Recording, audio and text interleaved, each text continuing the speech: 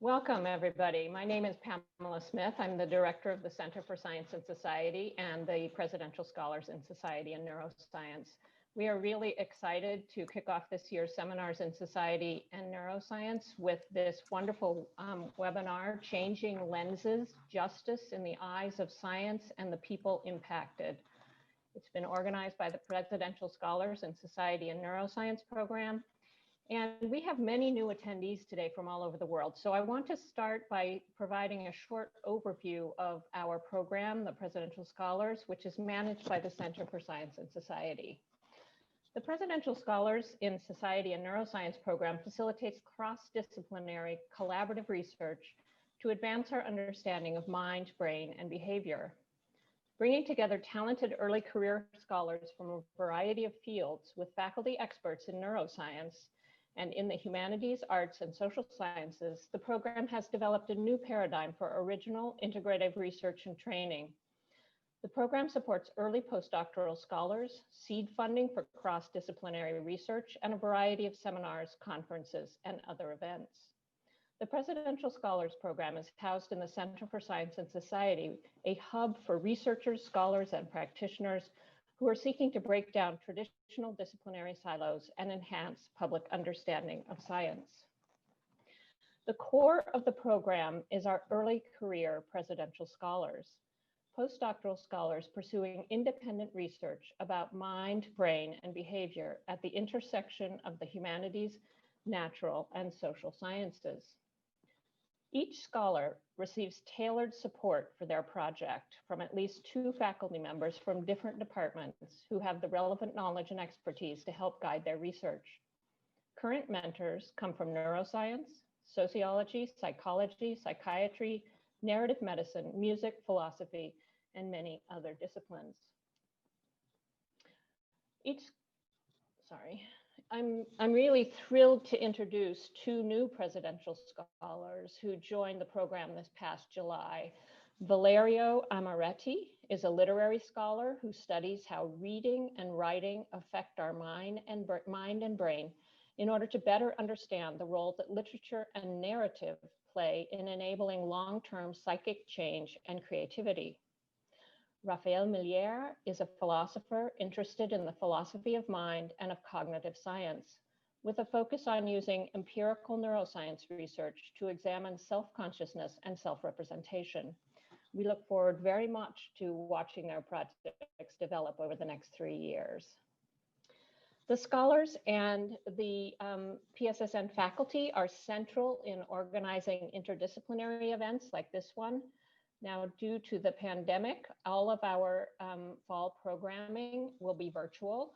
So I very much hope you'll join us at our upcoming events on November 9th for a discussion of the connection between music and the emotions, and on December 8th for a panel on the importance of the first 1,000 days of life.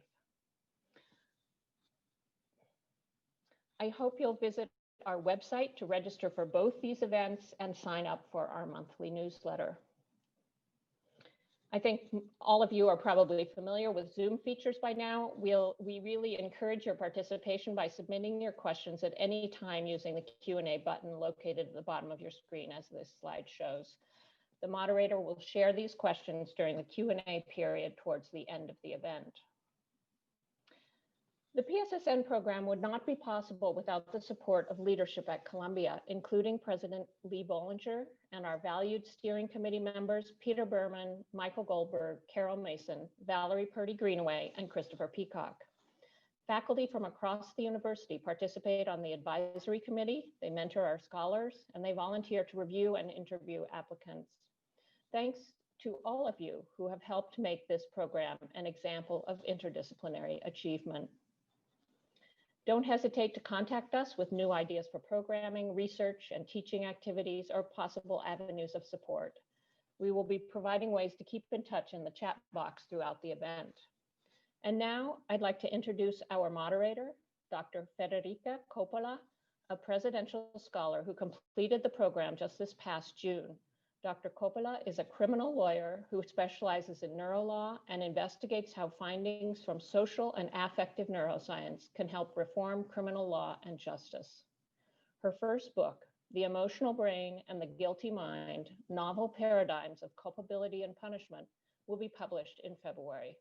I'm handing it over now to Dr. Coppola.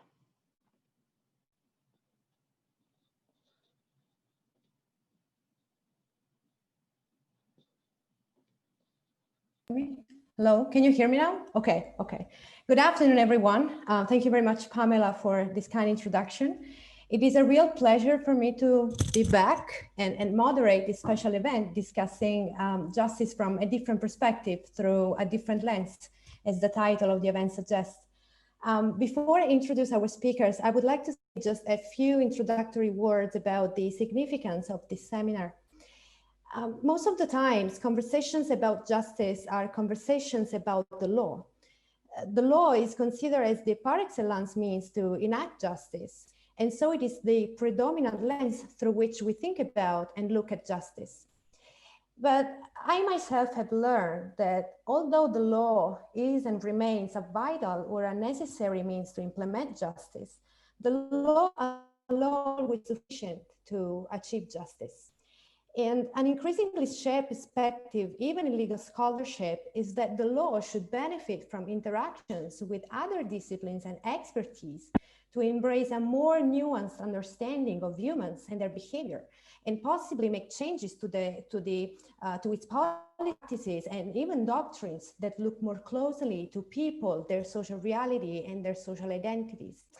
And the combination of elements from psychology, neuroscience, and the expertise of the people directly impacted by the criminal justice system turns out to be an extremely powerful means to aid the law in rethinking some of its underlying theories and practices, and ultimately changing or expanding perspective about justice. So this is the background idea which animated my and Professor Geraldine Downey's decision to organize this seminar, and I could not panel, which puts together 5 experts on law, science, and justice who will discuss avenues for pursuing change based on their respective knowledge and experience. So it is my pleasure to welcome Lucy Lang, Director of the Institute for Innovation in Prosecution at John Jay College of Criminal Justice and the creator of the Inside Criminal Justice Program, which we will talk about shortly. Welcome to Denise Roman, who is a graduate of the Inside Criminal Justice Program.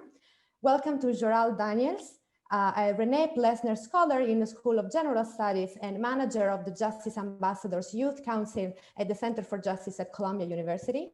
Welcome to Dafna Yoran, Assistant District Attorney at the Manhattan District Attorney's Office and a graduate of the Inside Criminal Justice Program. And last but certainly not least, welcome to Geraldine Downey, Director of the Center for Justice at Columbia University and a Robert Johnston Niven Professor of Humane Letters in Psychology, who has also organized this seminar with me. So welcome everyone, and thank you again for being with us today. So before we get the seminar with our panel discussion, I would like to ask the speakers to take about 5 minutes each to tell us a bit more about who you are, what brings you here, and to share very briefly your view about the role of science and the expertise of people directly impacted by the criminal justice system in formulating new ideas of justice. So Lucy, would you like to start? Thank you so much, Federica. Thank you for including me today. I'm so thrilled to see fellow teachers and students from Inside Criminal Justice, including to see students and friends who have tuned in from all over the place. Welcome, everyone, and thank you for caring about this important work. There's an old joke that goes something like, I faint at the sight of blood and long division, and so I became a lawyer. And I think it is consistent with a lot of lawyers' experience that the social sciences are very divided from natural sciences. And in fact, if I were to tell you how I did in high school physics, you would be appalled that I have made it as far as I have after college. But one of the big challenges in the criminal justice system and social systems generally is the siloing of information and a tendency not to think in an interdisciplinary way. So I became an assistant district attorney because I wanted to serve the city. And I had a notion of the district attorney's office as a place that would be able to met out justice, to support victims, to help keep people safe, to be an arbiter of what was fair and equitable. And I went there straight from Columbia Law School with this vision of the DA as wearing this sort of white hat, which is often a trope that is used associated with prosecutors in America, which is an interesting and complicated metaphor in and of itself. And over the course of many years working at the DA's office, I came to find that the tools of prosecution alone were just a small subset of what the prosecutor's office was capable of doing. And when we sought to use other tools, when we sought to, say, engage the community around issues of prevention, when we sought to respond to victims in a supportive way that could help them with their long-term success, that when we thought about it solely from a legal perspective, that we were limited. So over the years that I was at the district attorney's office, and for years prior to that, there had been times when social workers were brought in, times when people who'd been victimized were referred to psychologists, but rarely was there a kind of regular dialogue with other non-legal disciplines. When I prosecuted a case several years ago in which 5 people were shot in Upper Manhattan and 1 was killed, I became close to the mother of the young man who had been killed. And over the course of a very lengthy investigation and a lengthy trial that resulted in the conviction of 2 men who had been masked the night that they shot her son, I called her to ask how she was feeling. And she responded by saying, I slept all night for the first time since my son was killed. But when I woke up, all I could think about were the mothers of those 2 boys. And she was referring to the mothers of the 2 men who had just been convicted of murdering her son. I realized that thinking about it as a lawyer and even as a human being, that I needed additional tools to understand what she was going through and to think about and expand my understanding of what the young men who had been convicted of the crime were going through and what their families were going through. And it was that, as part of a series of amazing interactions with New Yorkers who had been victimized or who had committed violent crimes, that brought me to this notion of the liberal arts. And I thought back on my own liberal arts education, and the best way that I knew how to bridge divides was by sitting around a seminar table, talking about a text with people who have different backgrounds and feel differently about a subject matter. I had this idea to create a college-style seminar that would bring assistant district attorneys inside of prisons to study alongside incarcerated students as an effort to build community, to try to develop policy ideas, and to bridge the divide between these 2 seemingly adversarial sets of New Yorkers. By total coincidence, I picked up the Columbia Alumni Magazine and read an article about the Center for Justice that talked about this visionary scholar, Professor Geraldine Downey, and that it mentioned that she had been teaching in prison for a number of years. And so I picked up the phone and introduced myself, and I said, I'm an assistant DA in Manhattan, and I have this crazy idea, and I laid it out for her. And she said, great, let's do it. And I said, do you want to meet me? Can I buy you a coffee? And she said, no, I think it's a great idea. Let's do it. So working together, Professor Downey and I created a syllabus that spanned several months, in which the prosecutor students would come weekly into prisons. And we started at Queensboro Correctional Facility. We have since expanded and been in Edgecombe Correctional Facility, in the now closed Lincoln Correctional Facility, in Rikers Island. And there are other jurisdictions nationally who are considering adopting the program as well. And we would meet for 2.5 hours at a time with a group of about 10 prosecutors and about 10 incarcerated students.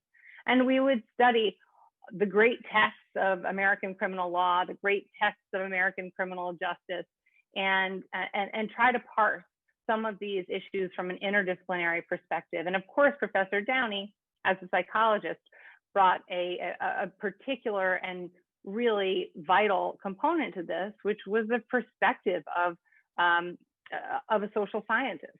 And I think for many of the prosecutor students, it reawakened the kind of interdisciplinary learning that they had perhaps been exposed to in college or even before, but for many people get sort of winnowed down in law school when you're taught to think in a very particular kind of mechanistic way.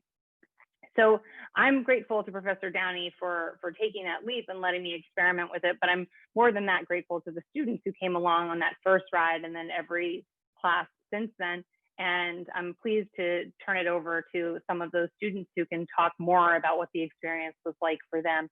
But I think that the class is an example of why getting close to problems, why people who are most challenged by systems are in some ways people who are in the best position to illuminate where the gaps are in order to be able to change them. So since I do still shrink at the sight of blood, I can't speak to the science element of this, but I do know that I have learned a tremendous amount from collaborating with Federica and starting to study and look at what brain science teaches us about how people respond to trauma, how people respond to restorative practices. And I now bring all of that to bear on the way I think about the future of the criminal justice system. And I think that we're really only just getting started in terms of an interdisciplinary approach to a better, more just criminal justice system in America. And I hope and believe it will be informed by science of the kind we'll discuss today. Thank you so much, Lucy, for such thoughtful insights. We will get back to the Inside Criminal Justice program shortly, which is, as it is one of the core themes of this seminar.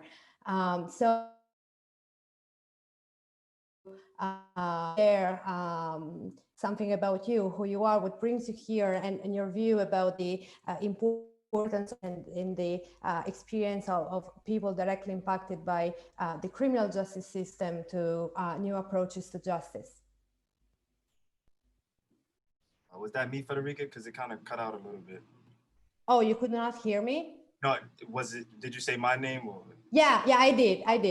All right, sorry about that. I just needed some clarification. So yeah, just first, thank you, Federica. Thank you, Professor Downey, for creating a space for us to share some of our personal experiences and also what collectively brought us all together. Dafna, it's nice to see you again. Denise, it's nice to see you again. Lucy, thank you for the work that you've been doing. And special thanks to the Center for Science and Society for hosting this event. I also do want to give 3 additional special thanks to Dean Lisa Rosen-Metz from the School of General Studies, and also Renee Plester. And I think that what's most important in everything that I'll say moving forward is that before I was blessed with a number of opportunities, especially the one to walk on side of Columbia University's campus as a student and employee, I would just think about my life before incarceration as one existing between the margins of society. I saw myself as pretty much a hamster on a wheel, kind of revolving through this, circle of nothing. It wasn't really any hope for the future. I've just been, very grateful for the opportunities that have since come my way. But I think that, what we can do moving forward is continue to provide these kind of opportunities. So when the opportunity presented itself for me to be a part of the inaugural cohort of Inside Criminal Justice, I saw it as a chance to redeem myself to the eyes of the public. Not only was my life kind of cast away and thrown away inside of a prison, I was forced to grow into my young adult life behind the confines of a prison wall.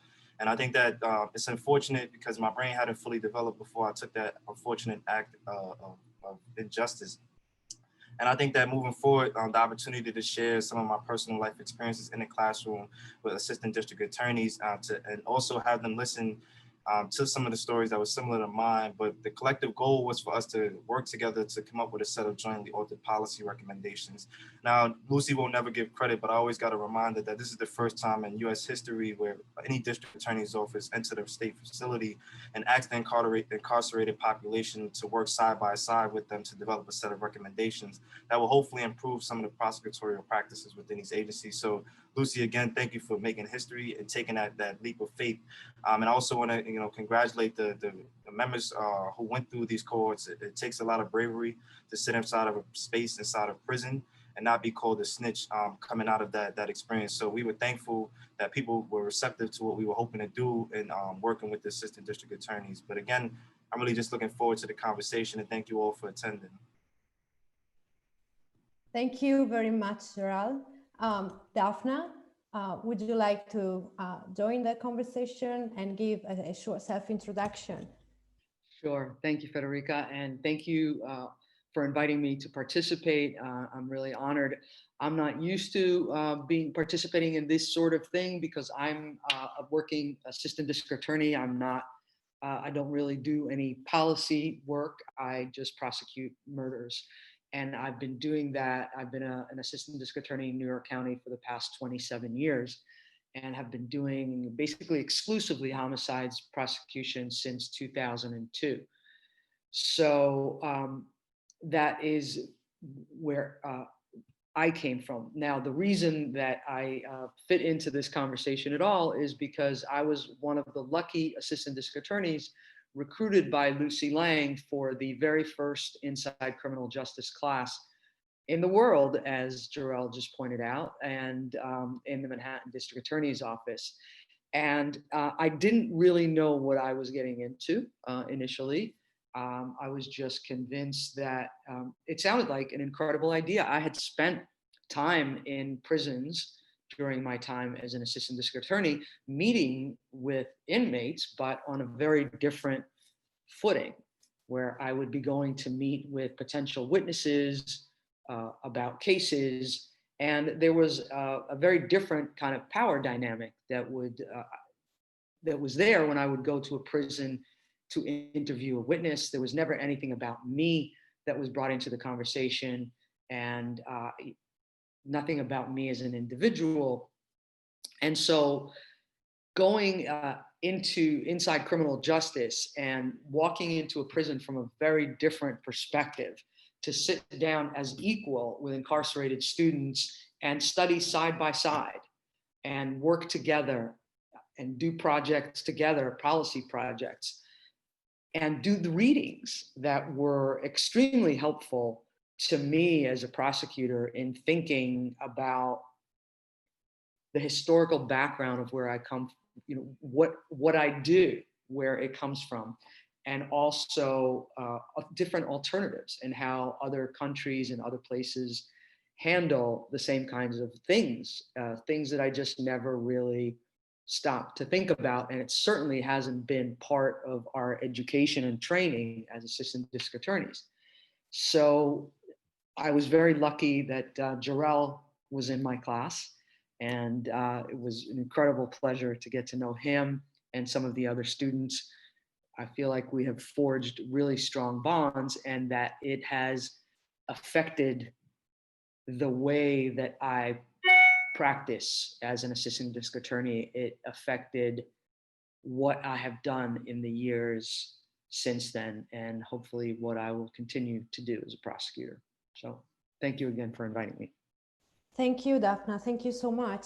So let's continue this round of self-introductions with Denise. Denise, are you there?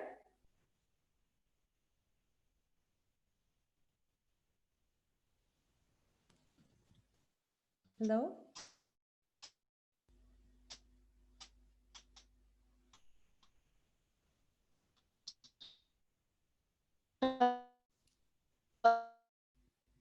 Hello, Denise, we cannot.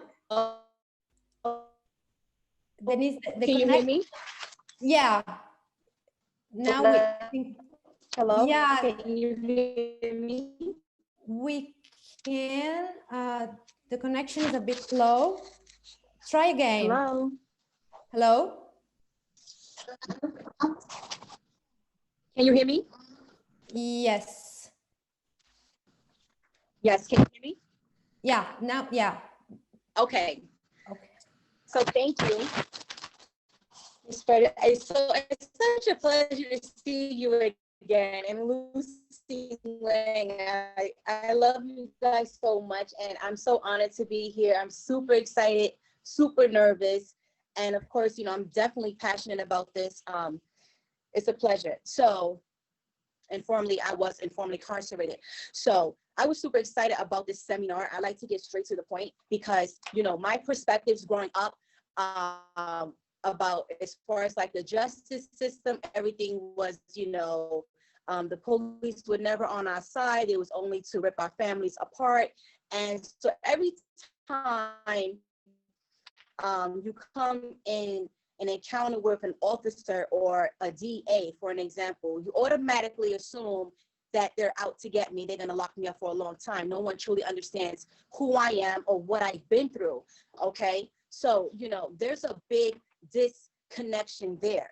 Okay. So if a lot of prosecutors, you know, I'm not saying all, but maybe some have just looked at many caseloads just as numbers and not really got a chance to just even they micro system or they macro system, where they come from, what they believe in. And it's even something as simple as just as music, listening to certain things, being in certain environments definitely can have a huge impact on one's life. Okay, because it definitely had one on mine. Yeah, I don't feel like a snitch because I feel like I'm here to speak on the behalf of others who don't have this opportunity. I'm here to voice myself and to teach others and to learn as well, because everything is not what it seems to be. And, you know, people do make mistakes, and I do respect that, you know, the prosecutors, you know, hearing their stories of why they wanted to become prosecutors, I totally respect it. And I will want someone like them to fight for me or my family. Okay. So I'm not sure what else to say at this point, but that experience that I had at the seminar truly opened my eyes. I have a whole new outlook on, you know, the criminal justice system. Not completely, but as far as with the district attorney and the prosecutors and whatnot, I do not think that they are there to bash me, but they just simply just doing their job. Okay. Yeah, and it was. Yes, ma'am. I'm done. Okay, thank you very, very much, Denise. Talk more Yoran with the Inside Criminal Justice Seminar shortly. And let's conclude this round of SEPT introductions with Geraldine Downey. Geraldine, please. Okay. Oh, you should unmute yourself.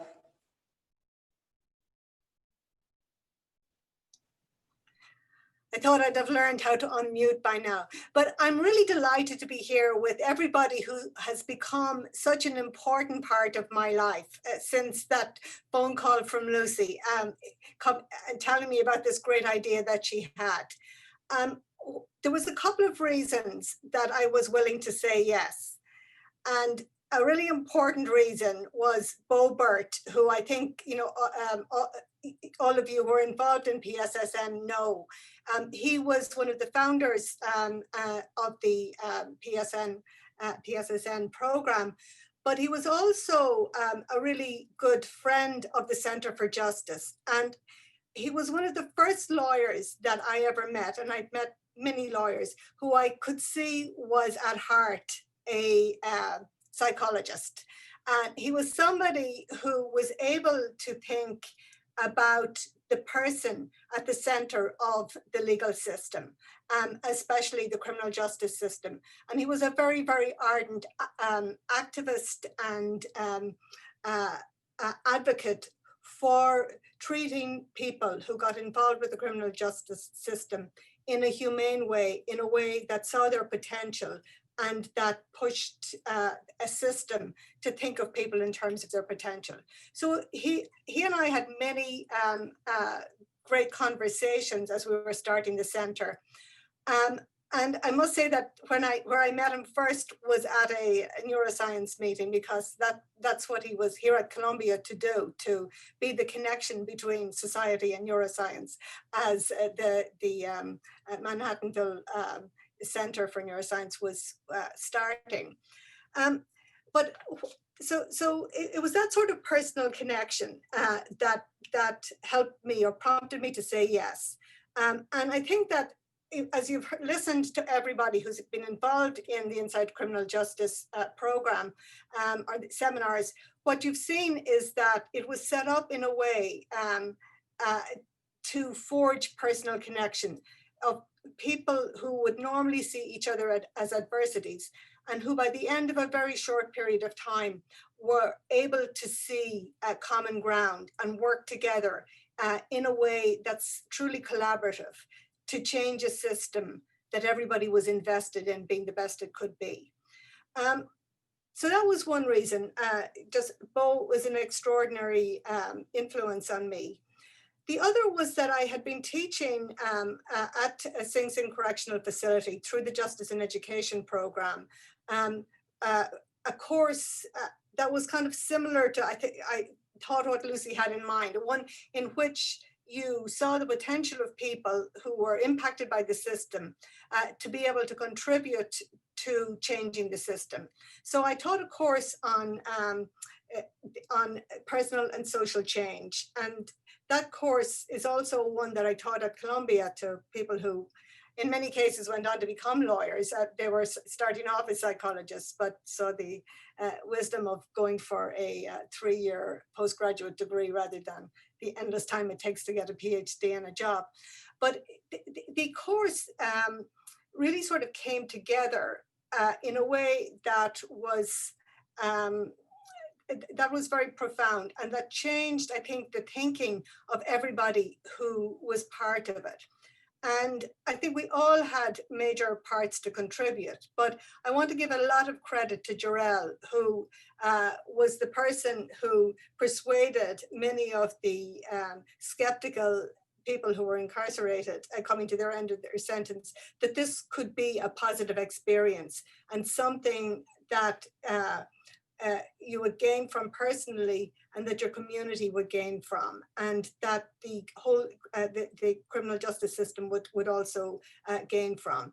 And so it is within this sort of way of collaborating together that this course has not only taken on legs and been reoccurred many times, but I think it has also changed the way that I teach and that others at Columbia teach. And we have a course now that called Frontiers of Justice, which has Columbia students participate with some lawyers, as well as people who've been formerly incarcerated here on Zoom, I would say, to develop policy proposals together. So this course, which is founded in really thinking about the potential of people to change and develop, whether they work in the Manhattan DA's office or whether they are involved in other kinds of education, or whether they are incarcerated on the way home from incarceration,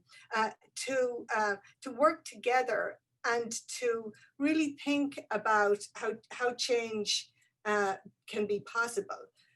And so I think that this course is really has transformed all of us and has the potential to really go sort of very, very broadly. But I want to sort of end and put the question back to Federica. How did you become involved? Because you didn't talk about that. Okay, so I became involved in the seminar because you asked me. So yeah, during my work as a presidential scholar inside the neuroscience and the work that I was doing with you at the Center for Justice and the Social Relations Lab, you decided to have me as one of the Columbia instructors of the seminar. I was teaching the course at Edgecombe, and Denise was one of my students. And it was a fantastic experience. I learned so much from everyone in the class, and the course has definitely impacted my way of doing legal scholarship, that's for sure. I mean, I've been doing law and neuroscience for many years, and I had never thought that the gap between law and neuroscience was the human phase of justice. So having the opportunity to interact with prosecutors and incarcerated students at the same time gave me expanded my perspective of how science can actually be useful to the law, which is a perspective that I have integrated very much in my book. So, and actually I want to say that the prologue to my book begins with my recounting the first day at Edgecombe, and the epilogue starts with my recounting of the graduation ceremony in January. So it's a way to say that if we link law, science, and the human side of justice, I think that that's a very powerful way to make a significant change. So I want to quote Stefanos Bibas, who is a professor at UPenn. So crime and justice have a human face, and that face deserves a say and a standing in the matter. So I thank you and Lucy for having me teaching the seminar at Edgecombe. It was a fantastic experience, and I also want to thank Denise for being a part of it. Okay, so let's continue this conversation. So first, thank you so much, everyone, for such inspiring thoughts and perspective about the work that you do. So a core theme of this seminar is that viewing justice solely through the lens of the law may give us a limited perspective of what justice can be and how it could work. So possibly if the law interacted with other expertise and disciplines, it could gather a wider and more profound perspective of how to best implement and achieve justice. So talking about the possible shortcomings of the law in viewing and dealing with people, my first question is for Jarrell. So Gerald, as you know, one of the most heated debates in law and justice, especially in criminal law and justice, concerns the limited relevance of that these fields afford to the social environment of individuals. So as you know, the law holds an individualist view of persons and operates as a substantial separation between individuals and their social environment. So this separation legal responsibility and sentencing, but also ideas and practices of justice, including prevention policies and punishment. So according to your perspective, why should the law reconsider the role of social factors in human behavior, and what implications could such a reconsideration have for legal policy and practice? Federica, that's a deep question, but it's really thoughtful.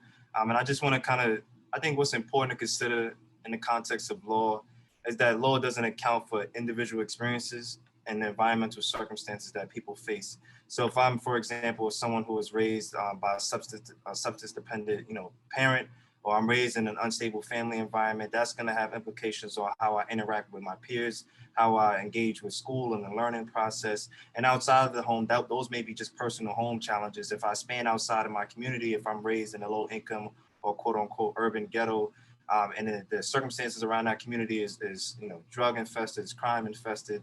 There's all kind of illegal activities, and there's lack of resources and opportunities for me to thrive as an individual. Then, of course, me during that adolescent phase when my brain is still developing and it hasn't reached its full peak yet, most of my decisions that I make will be based off of peer acceptance and survival. So that survival can take the lens of me trying to do what I can to support and help my family, or it can be individual survival, what I think I need to do to survive to make it to tomorrow as an individual who's walking through these streets. So I think that the law doesn't necessarily consider those circumstances, and all that Lucy and Dafna could probably provide more context, but all that's generally presented to the courts is the case file docket number that highlights the incident that took place. And that's really it. All that was presented in my own case, for example, is that I committed a very seriously violent act and that someone was seriously harmed behind that. But behind those circumstances, if there was further thought or critical analysis around how I've witnessed, my mother's domestic violence relationship, and how the first time I had witnessed a violent act was when my mother's best friend had a throat slit in front of us when we were 5 years old. So violence was something that was prevalent in the household, but it was also something that was prevalent in the community. So in a way, I was being conditioned to respond to situations with the act of violence. So for me, my peers in my neighborhood, it wasn't a coincidence when I responded to this incident going to the extreme, But for folks who represent the courts or folks who don't live and reside in that type of neighborhood, they would have told us as, oh, this guy is, kind of out of control. We need to do something. And I think that the way that the law is structured is between this binary lens, and it doesn't really give room for people to take into consideration some of the traumas that people grow up into and that kind of condition them to be the way that they are. So I think that, my suggestion for the courts is to use a trauma-informed approach, to consider some of the adverse childhood experiences that young people face, that they eventually groom them into behaving and acting in a certain way. So I just think that, environmental circumstances and, again, personal experiences is something that should be definitely considered in the court of law. Thank you, Jarrell. Thank you very much. So the relationship between the social environment and human behavior, it's a quite a disputed topic, not only within the law itself, but within the dialogue between law and science. But of course, this is not the only one, because law and science have contrasting views on a variety of issues related to human behavior. And the challenge is how and why law and justice should make a profitable use of empirical knowledge to possibly change its assumptions and practices, their assumptions and practices. So Geraldine, my next question is for you. So as a scientist, as an educator, you have a long experience teaching psychology and neuroscience in combinations with social and criminal justice issues, especially issues related to incarceration. And your work emphasizes the importance of these disciplines to and also understand the limits of the current criminal justice system, including how it views and deal with the people it affects. So, foremost, what do you bring from psychology and neuroscience into the classroom?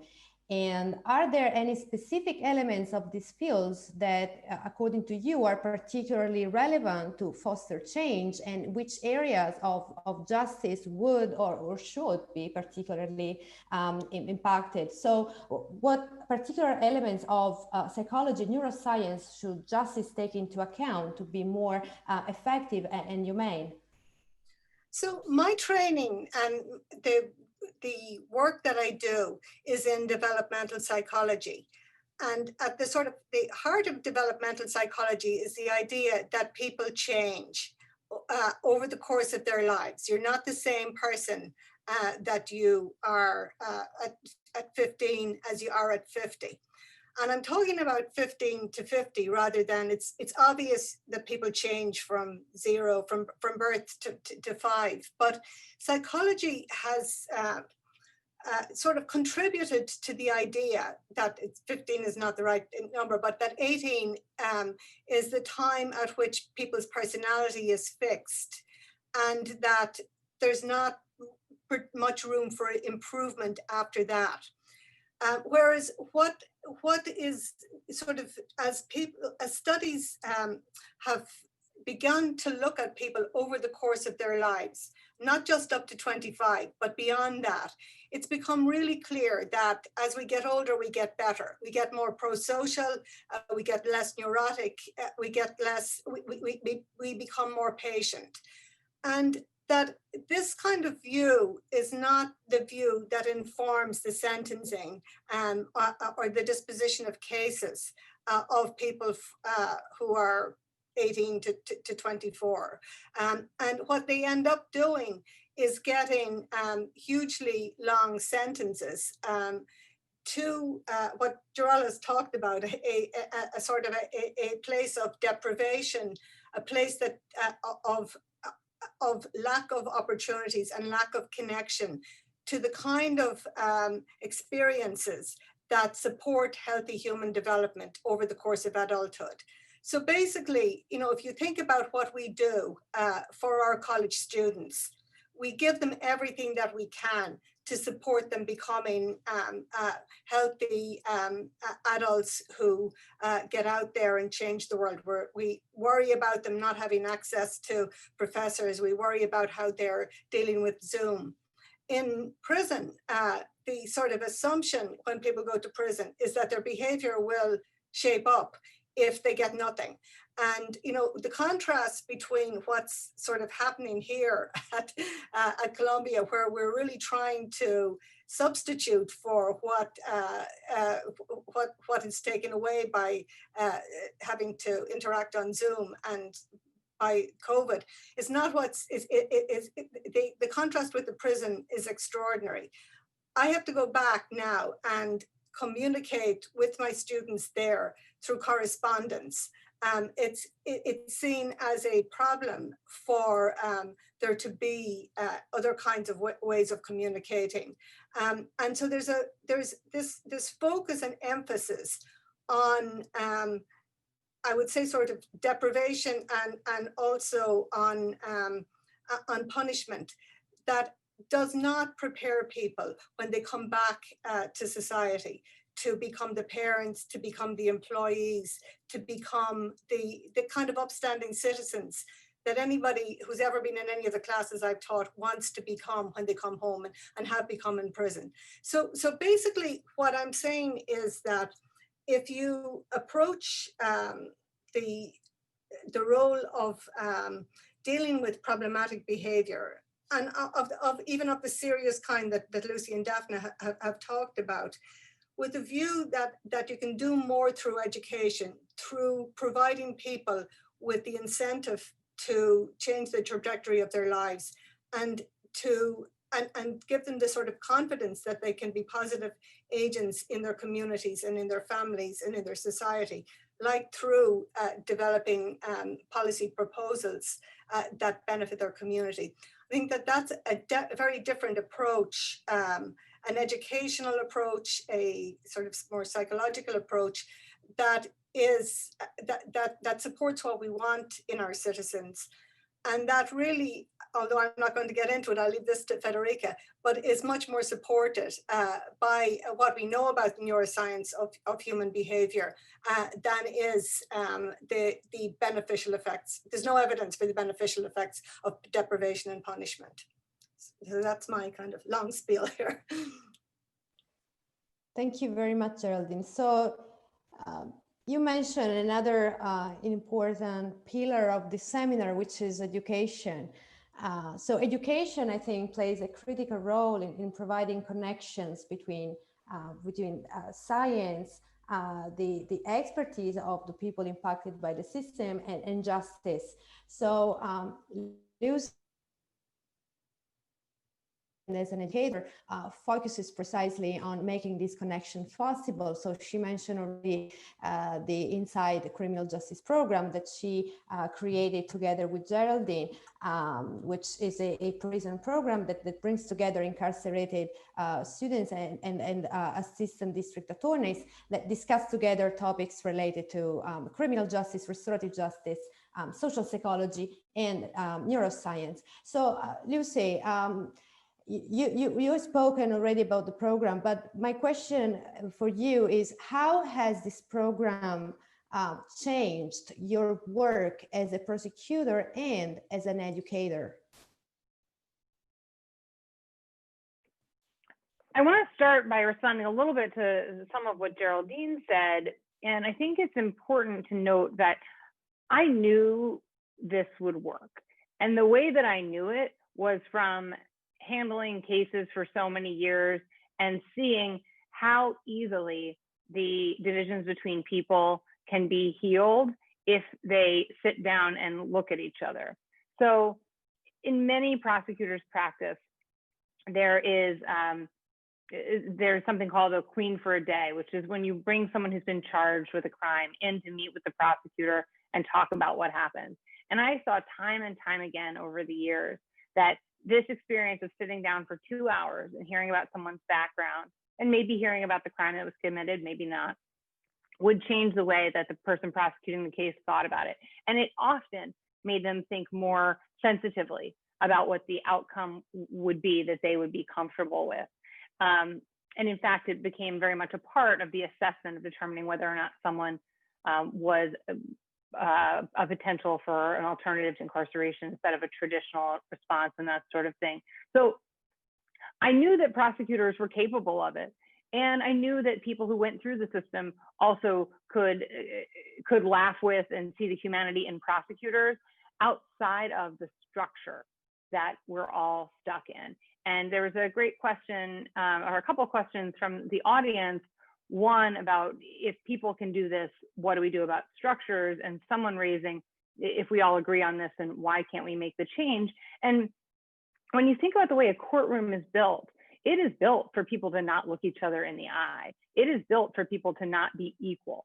It is built for someone to be on high and dictating what happens. That is not consistent with repair, with restoration, with true human connection. So given what we know about how humans respond neurologically when they look in another human being's eyes, we can reimagine a courtroom, we can reimagine a booking system, whatever the physical place is where people first come in contact with the system. We can imagine it to be something that looks more like a seminar classroom, or that looks more like sitting one-on-one across a table from someone. So I do really think that the classroom experience changed my practice, in that it encouraged me that we should make those kinds of opportunities for human connection available in as many cases as possible, and that we should rethink the ways in which we have built out this set of systems that essentially incentivize the dehumanization of people who go through them. Thank you.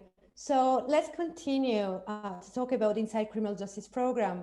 Dafna, you mentioned that you've been among the Manhattan ADAs who participated in the Inside Criminal Justice Seminar. So of course, you mentioned something, but I'm curious to hear more about your experience in the seminar. But first, I would like to ask you what motivated you to become a prosecutor? And has the Inside Criminal Justice Seminar changed your relationship with your work? And for instance, has it impacted or strengthened your motivation to pursue restorative justice, even for hard cases involving violence, sorry? Yes, so I'm going to start with the first question, which is what motivated me to become a prosecutor. It's interesting because if you had asked me this question 27 years ago when I first became a prosecutor, I would have given you a very different answer than the one I'm going to give you today. And it would have involved a lot of, I want to do justice and I want to do the right thing. And this coincidence or another in my life has led me to become a prosecutor. But looking back and thinking about what it is that I've been doing all these years, it's actually very clear why I became a prosecutor. My father was a Holocaust survivor and his parents were murdered. And so I grew up with somebody whose parents were murdered and all of the emotional implications that go along with that.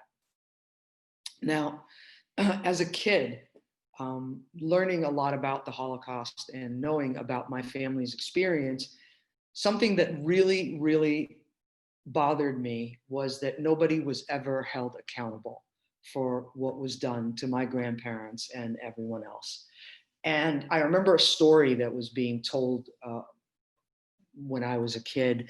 It was about this woman that right before she was shot into a pit that she herself had to dig and killed, she yelled out to the Nazis and said, "You will be held accountable. One day you will be held accountable. You're going to pay for what you've done." And it was told as a story of bravery, but I didn't take it that way. I was devastated and angry by the fact that nobody, in fact, was ever held accountable. And so look at what I do. I hold people accountable for killing other people.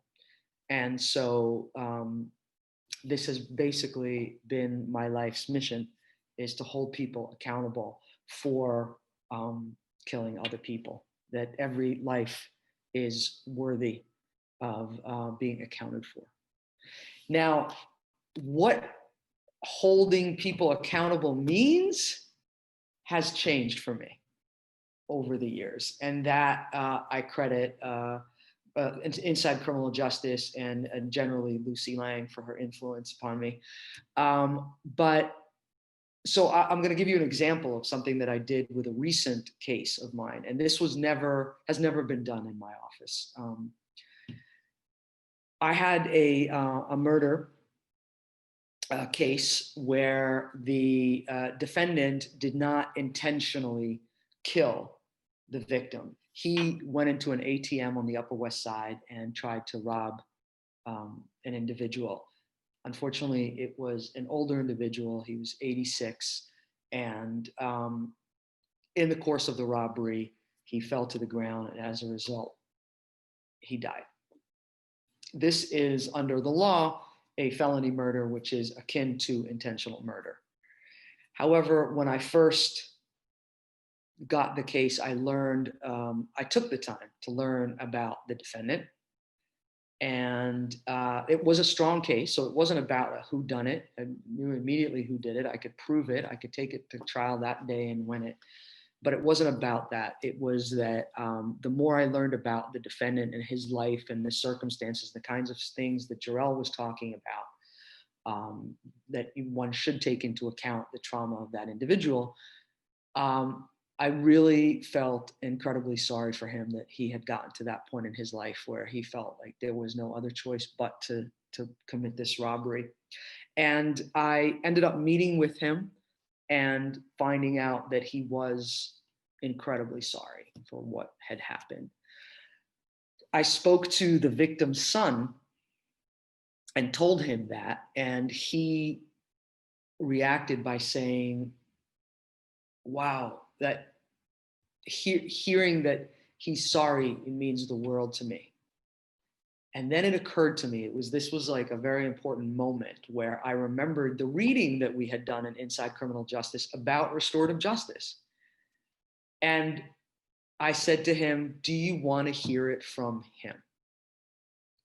And that question then set into motion a process that ended up with a restorative justice session between the defendant and his sister and the deceased son and his wife and a psychologist, all working together, where they sat face to face, and the defendant took responsibility, had to watch the pain that he had caused in the eye, something that is not easy to do. And I think has affected him in a way that I'm quite certain he will never reoffend, and was incredibly meaningful to the deceased son. He's spoken about it extensively since, and has become an activist, actually, an advocate for restorative justice, because number one, it gave him the ability to have control over the situation. This is, as he said, this is the first thing since his father was killed that he could make a choice about. He had the choice whether to meet the defendant and face him, and that gave him personal power. And second of all, he didn't have to live with hate for the rest of his life. He was able to see the defendant as a human being and see his pain. And while that did not take away the pain of the loss of his father, it did have an incredible effect on him not having to live with the hate. So it was very successful. It didn't include an incarceratory sentence, just a much lesser incarceratory sentence than he would have been subject to. But even more importantly, I just gave a presentation a couple weeks ago in my office to all hundreds and hundreds of assistant district attorneys about the case. And we launched a program of using restorative justice, and the district attorney was very active in this, promoting this to all the ADAs, that we now, restorative justice is a viable option for us in cases ranging anywhere from misdemeanors to homicides and everything in between. So Inside Criminal Justice is responsible for that. Thank you, Dafna. I think you gave such a powerful example of thinking about justice through a different lens. Restorative justice is something I deeply care about, and the story that you told really gives an idea of how it works and why it can work. And there is a lot of science supporting restorative justice, actually. So you can see again the connection between science, the people, and justice, law and justice. So thank you, Dafna. So let's continue with the Inside Criminal Justice Program, and let's hear Denise. So Denise, as I mentioned before, she's been one of my students at EdgeComp last year, and I remember very well that Denise was such a committed and passionate participant in the seminar, and her contributions to our class discussions were always on point, very inspiring and insightful. So she's truly amazing. So Denise, here's my question for you. So how has the Inside Criminal Justice Seminar impacted your views about science and education as transformative tools? And how has the seminar changed your idea of justice?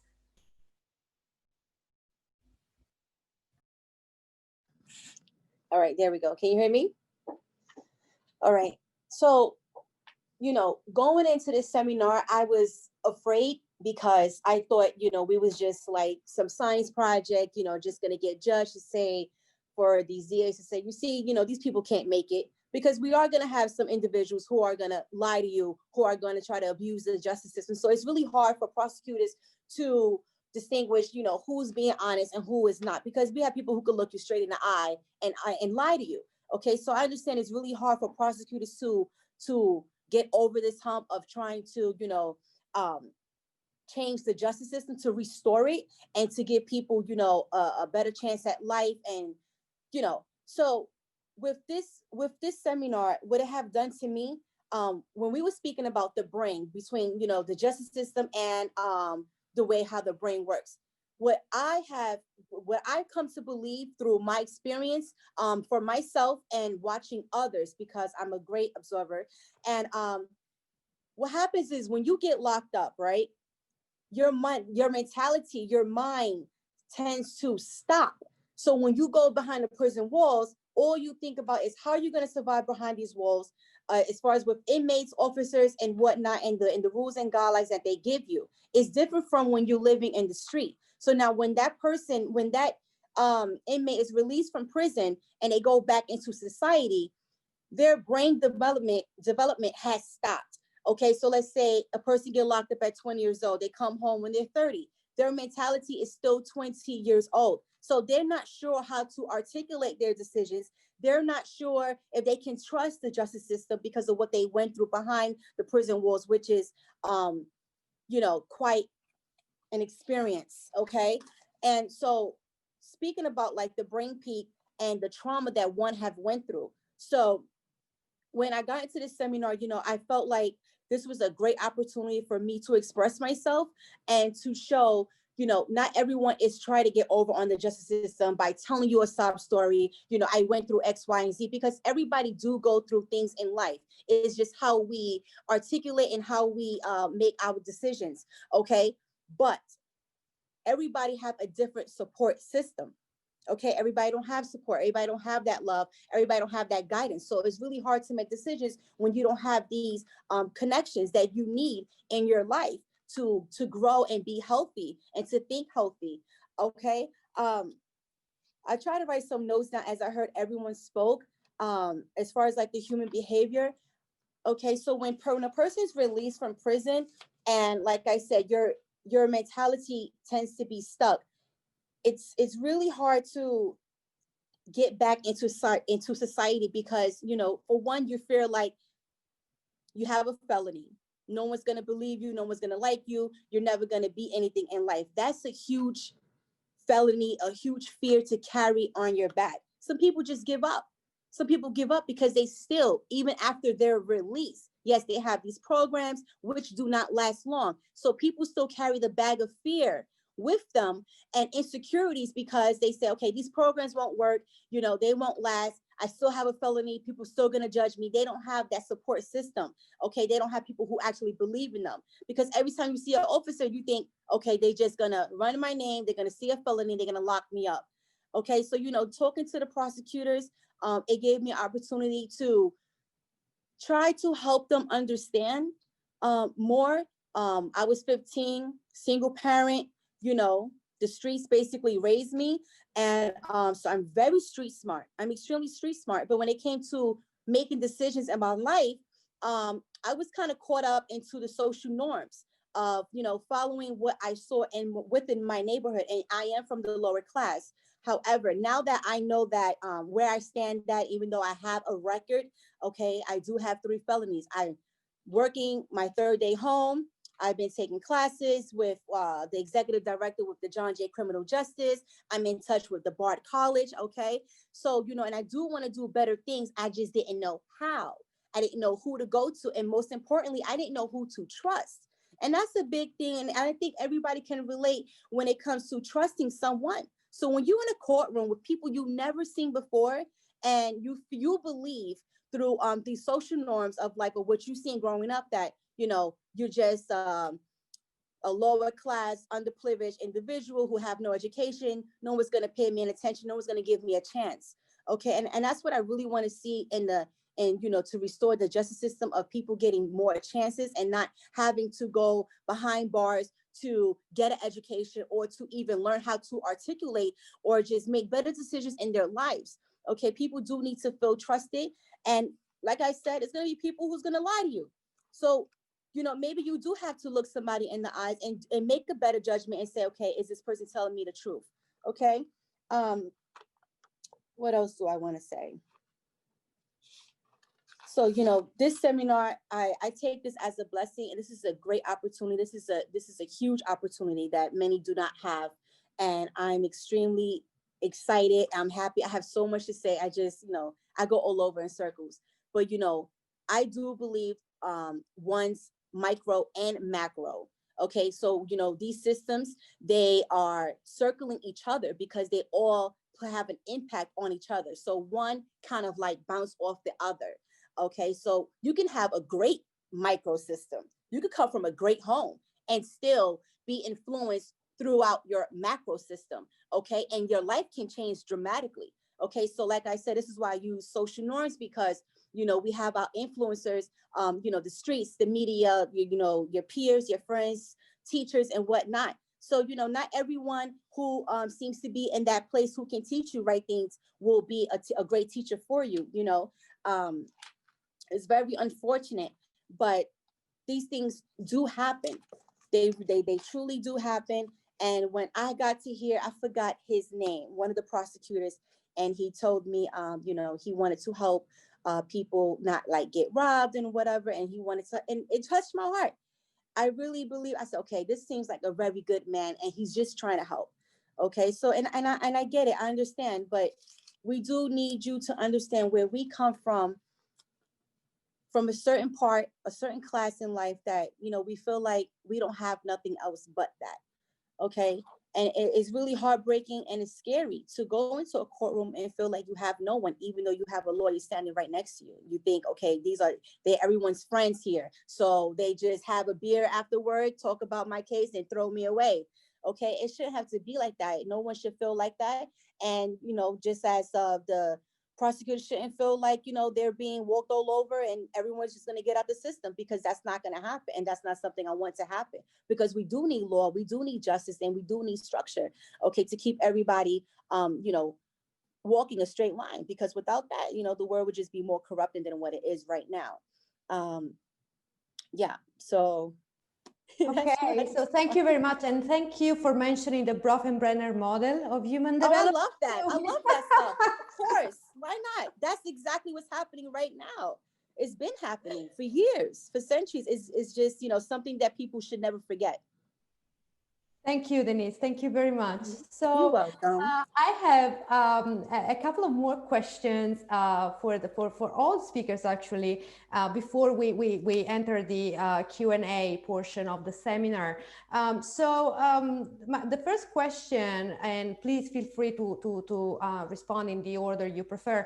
So as I mentioned before, I am a law and neuroscience scholar, and the way I use neuroscience is looking changes in criminal justice and criminal law. So I'm a true believer in the power of neuroscience to improve certain areas of criminal law and justice, or to humanize justice, as I like to say. So I'm very curious to hear your opinion based on your knowledge and experience about so what is the added value of studying neuroscience and understanding the brain to formulate new approaches to justice? Who would like to start? Ooh, that's a deep question, because there have to be some sort of connection, and it's not just, okay, I'm here in the courtroom to look for, for justice, and I'm in here in the courtroom to defend myself, but it has to be a deeper connection. Okay, so it's like, okay, for an example, maybe I have a bad background. Maybe I've been abused growing up as a kid. And maybe, just maybe, this DA or whoever's here, to prosecute me, had a bad experience growing up, and maybe feel away against people like maybe myself who made a mistake and take it more personal. So without that connection there in that courtroom, I'm not sure how we're gonna be able to obtain that, because it is gonna take a lot of work. And it is going to take a lot of trust. And we all know, and you can't trust everybody. Okay. So that's going to be very hard, but I believe that we can achieve it together. Honestly, if everyone's just going to be honest and really try to restore and reform the justice system, and to get people to see them as not individuals who's trying to, tear their life away, but so, individuals who want to help. And not only that, but you got to be an individual too who want to make that change. So it's going to take to both parties. So we both going to have to understand each other. To, do you want to make a change, or are you here to help me? We got to come to that understanding. Okay, Federica, one of the things that I think is really useful about neuroscience in this, from a policy perspective, is that restorative practices are grounded in indigenous practices, and they can take a whole number of different forms: circling or individual reconciliation, facilitated groups, that kind of thing. And I think that there are many people who work in criminal justice or law enforcement who view it as sort of soft or kind of a hippie type thing. And when you really start to look at the neuroscience, it becomes clear that this is not about being soft on crime at all. It is, in fact, a tremendous amount of hard work to reconcile oneself to having hurt someone else, to approach apology, that kind of thing. And so I was going to actually just ask if maybe you could illuminate for the audience what happens to the brain when someone undertakes a restorative practice as compared to a more traditional punitive response.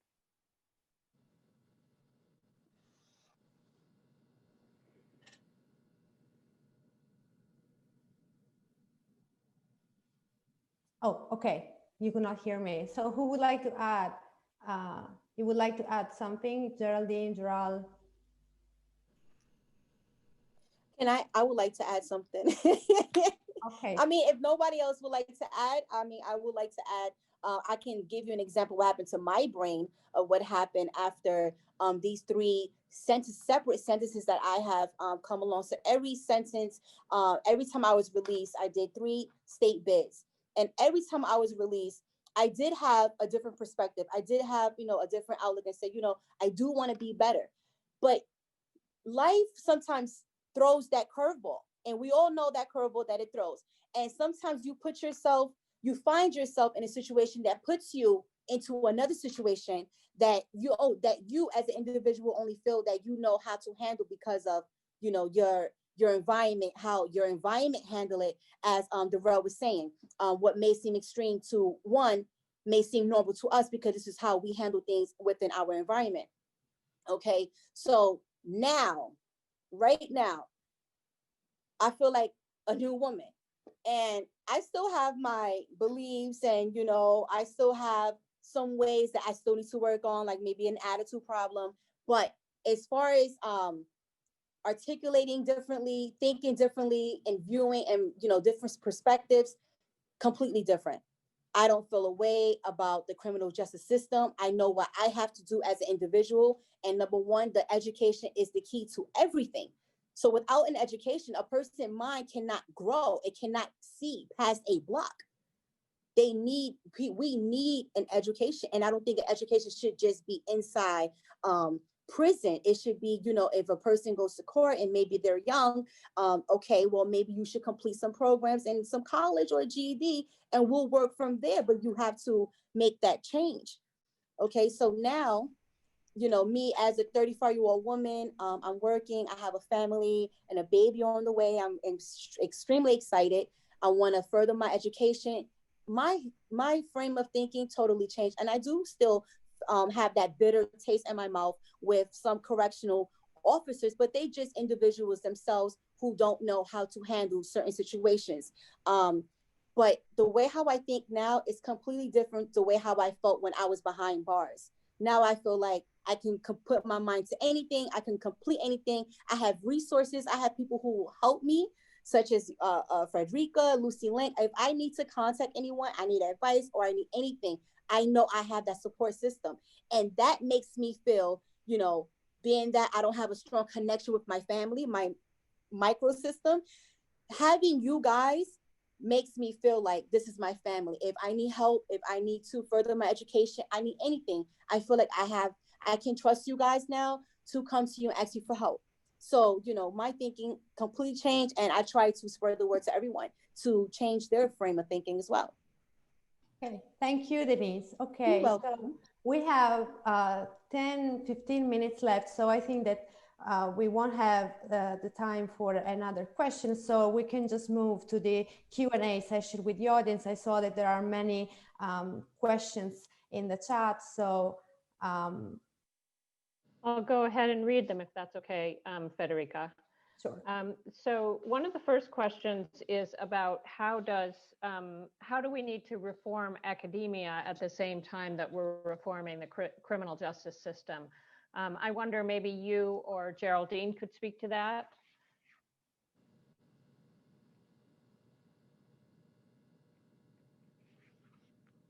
Jarrell. Jarrell, yeah.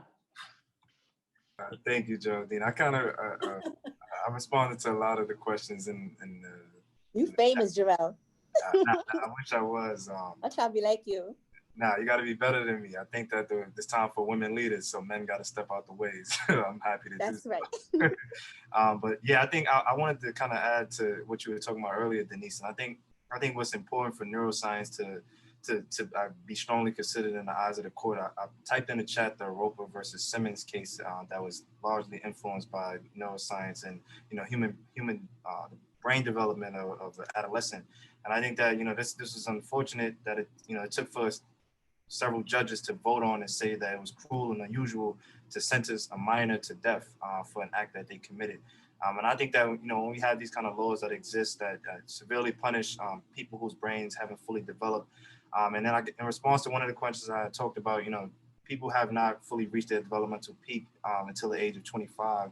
But yet the people who commit the most serious and violent acts who are often prosecuted and serving long-term prison sentences are between that demographic of 14 to 25. So I think that it's important to, you know, think about criminal justice reform from that particular angle.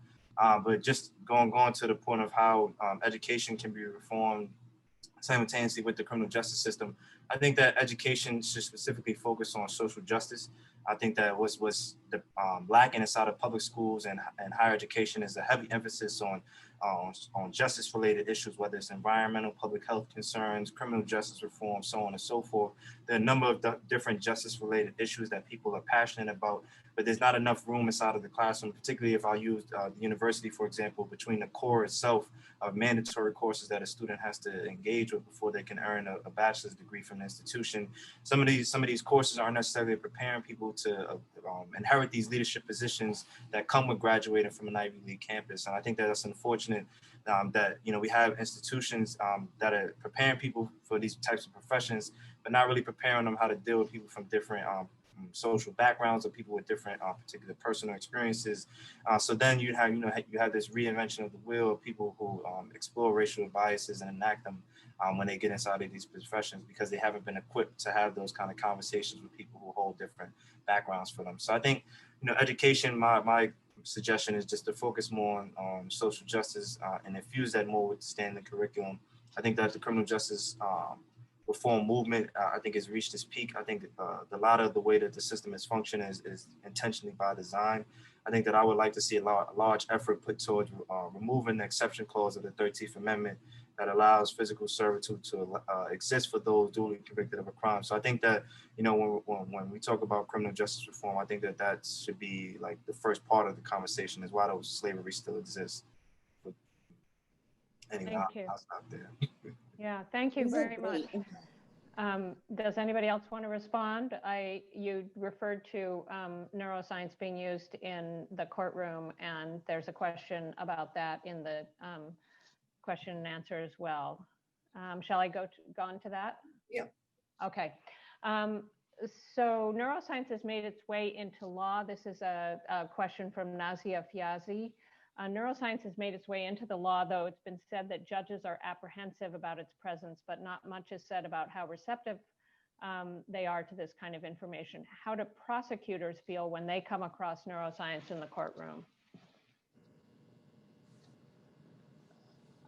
Anybody can answer? Lucy, maybe? Or Dafna? Sure, and then I'm going to ask Dafna to jump in. He's so cute. With some on-the-ground perspective here. There are jury instructions, for example, that may integrate some neuroscience type principles when we describe to a jury how to assess someone's credibility and the things that can be brought to bear. Or some jurisdictions have used neuroscience to inform the ways in which they've crafted jury instructions around domestic abuse and how people respond to trauma and that sort of thing. But in my experience, it is very limited how much neuroscience actually finds its way into the courtroom. And excuse me for having an interloper who's uninvited. But I do think there's tremendous room for there to be increased reliance on neuroscience in the courtroom, not just in the form of helping juries make assessments, but also in terms of what happens before a case even gets to the courtroom and what sorts of assessments are made with respect to charging and the very earliest decisions about what the proper outcome should be. But definitely be able to speak more directly to on the ground in the courtroom. In particular, I'm thinking about her work handling cases where there's a psychological or related defense. Yeah, Dafna. Yes, that is the time when we really use science and neuroscience most, is specifically when it comes to cases where there is some kind of psychological defense. And in that case, we bring in experts, both we do and the defense bring in experts to really evaluate the behavior of the person. But it is still within a very limited, narrow world, because a psychiatric defense is actually very limited.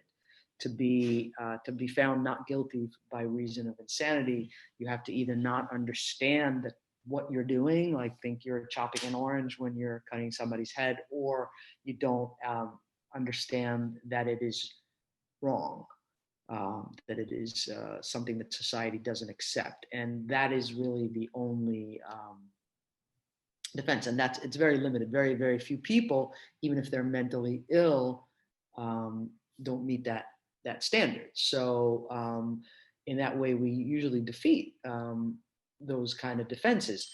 However, it would be fantastic if there was something else that we could do with people who are mentally challenged or have mental illnesses, which is so very many of our defendants have mental health issues. And the system is not designed really to take that into account and help them.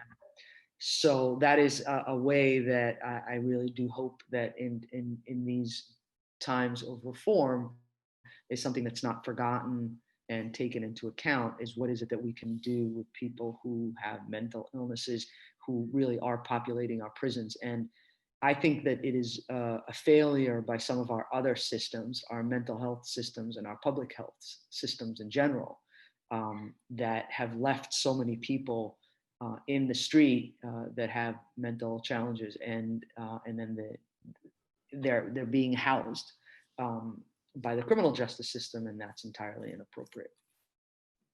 Yeah, thank you. I'll go to one more question. I think we have time for maybe two more questions. This is from Jolene Singh. There was a New York Times Magazine article, Kamala Harris, Mass Incarceration to Me this weekend, that suggested that prevention and rehabilitation are needed in place of the current system of mass incarceration. Based on your research and experience, what are some public health initiatives that could be deployed at the community level to promote prevention and rehabilitation? I mean, in some ways, this speaks to the question of how do we articulate mass incarceration as a public health problem. But anyone can go ahead and answer this one. What are some of the public health initiatives, and how do we think about this in terms of public health? COVID made it abundantly clear that mass incarceration is a public health problem and that racial injustice is a public health problem. We saw that with the unconscionable racial disparities in health outcomes around COVID and in the rapid spread of COVID in prisons. So I think that it highlighted what we already knew to be true on some level about just what Dafna was saying. And there are some really exciting programs happening nationally and internationally that get at an answer to that question. I think about Seattle Lead, which is street level diversion, in which community level workers and sometimes police officers don't even bring people who are suffering from substance misuse into the system. They bring them into treatment facilities where people can receive medically assisted treatment and be paired with credible messengers. I think about the outright decriminalization of substance possession in Portugal, which uses a similar but larger model kind of at scale. More locally, Staten Island has had great luck with Staten Island Hope in bringing people to doctors who are suffering rather than bringing them into the system. And then with respect to violence, there are some remarkable programs happening in kind of small pockets that could be scaled. I think about ROCA in Massachusetts, which is a program we study in our class, in which credible messengers are paired with young people who are at risk for committing violence or who have committed violence to help develop a pro-social support system for them to keep them from getting wrapped up in this system going forward. So there is good scholarship that supports a very different, far superior future that prioritizes rehabilitation, restoration, and human dignity. And what it requires is leadership that has the will to bring the systems together to implement those kind of not reforms, but really transformations that we know enough to know the system absolutely requires and have never been more urgent than they are right now. Thank you. I think we have time for one more question and then we'll have to stop. This is from a neuroscientist at Columbia. I think it's Mickey Goldberg. There was a study from the National Academy of Sciences a while back about the unreliability of eyewitnesses, headed by Tom Albright, a visual neuroscientist at the Salk Institute. Has that study had much effect in legal circles? I'd like to field that, if I may, for a moment. Yes, not necessarily because I know anything about the study, because I don't, and it's not, it hasn't been circulated as far as I know. I mean, we have been taught about some studies about it, but I don't know that particular one. But I just want to put everyone's mind at rest that in the daily practice today, eyewitness certainly identifications are much less relied upon than they were before. When I first started practicing, that was really the bread and butter of what we were doing. Is, you know, somebody was robbed, and then they would identify the perpetrator. In these days where we have so much digital evidence, so much, we have cameras, we have phones, we have social media, we have DNA. I have not seen a case that hinged upon eyewitness identification in well over a decade. We just don't prosecute based on that alone. There would have to be a lot of corroborating evidence before we would ever go forward on eyewitness identification. Thank you. I think that we need to wrap it up there. I want to ask Federica and Sure. Geraldine if they have any last comments. Geraldine, you want to start? You have to mute. We cannot hear you. And prevention. I think that a lot needs to be done in the schools to prevent the schools being a pipeline into prison. And one of the programs that we have that Jarrell developed since he came home from prison is called Justice Ambassadors, which brings young people who are not yet heavily involved with the justice system together with city officials to do something that's very like inside criminal justice, but happens outside with young people talking to those in positions of power to make their lives better, from the DOE to ACS to the prosecutor's office. So Justice Ambassadors program is a really good example of how to get people, young people engaged and maintain their engagement in the communities and to avoid a pathway into prison. So other than that, I have nothing to say, but thank you everybody. This was just a wonderful opportunity for us all to get together to talk about this terrific seminar, one of the best that I've ever been part of inside criminal justice.